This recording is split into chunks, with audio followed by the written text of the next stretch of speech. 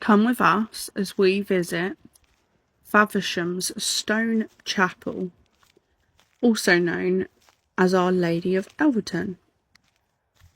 Today only ruined walls remain, surrounded by grass and open countryside. But what looks like a simple abandoned medieval chapel actually hides a story stretching back almost 2,000 years. And its story begins with the Romans. Not far from here runs the ancient route of Watling Street, one of Roman Britain's most important roads, connecting London with Canterbury and the Kent coast. Close to the site was also the Roman settlement known as Gellevium, along with an extensive Roman cemetery around Ospringe. During the later Roman period, probably around the 4th century, a substantial stone building was constructed here. Archaeologists believe it was a Roman British mausoleum, an above-ground tomb most likely built for someone of wealth or importance. The building measured roughly 6 meters across, with walls around a meter thick. It was also constructed using stone and distinctive course of red Roman brick. Inside was a hard Roman floor, known as opus signium, made using crushed tile, and evidence has shown that the internal walls were once covered with painted plaster. So it wasn't always a bare stone ruin that we see today. Almost 1,700 years ago, this would have been a carefully constructed and decorated Roman building. Roman coins discovered here date to around the middle of the 4th century, while pottery found around the site dates between the 2nd and 4th centuries. But one of the most fascinating discoveries was found just outside the mausoleum. Archaeologists uncovered the burial of a Roman British child. Evidence of another Roman building was also discovered only a short distance away, suggesting there may have been much more happening around this site than we see today. Then during the early 5th century, Roman rule in Britain came to an end. Settlements declined, buildings were abandoned, and the landscape changed. But the Roman structure here survived. And centuries later, the same piece of ground became important once again. Archaeological evidence suggests that an Anglo-Saxon timber chamber may have once stood here.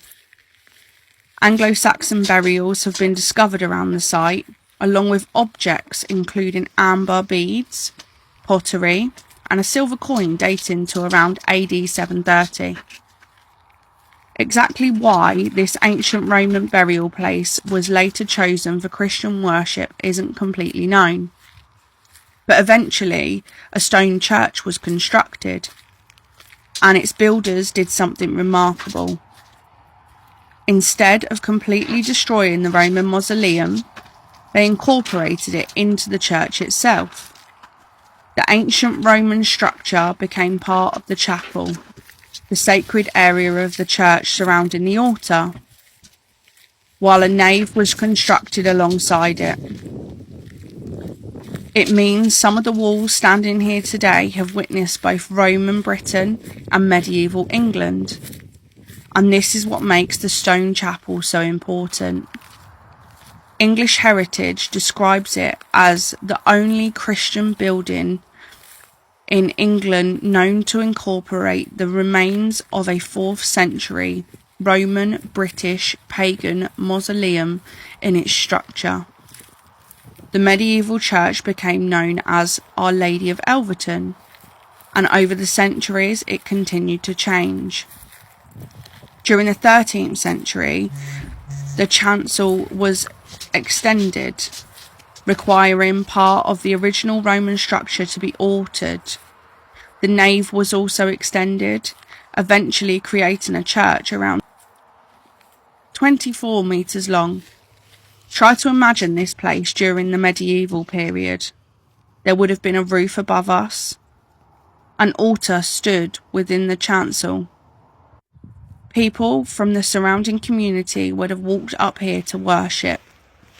The walls would have witnessed generations of prayers, ceremonies and funerals. And outside was a churchyard. The old churchyard covers an area surrounding the chapel, and archaeological evidence suggests that numerous burials remain beneath the ground. Part of the original flint boundary wall can still be traced today. But unlike the modern cemetery, there aren't rows of headstones telling us the names and stories of everyone who was buried here.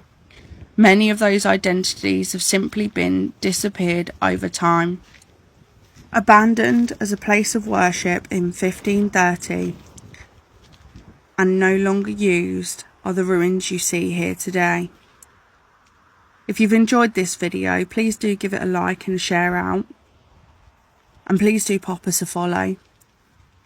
If you know somewhere we should visit next, please send it to us in the comments or send us a DM and we'll see if yours will be featured next. And remember, you've been ghosted.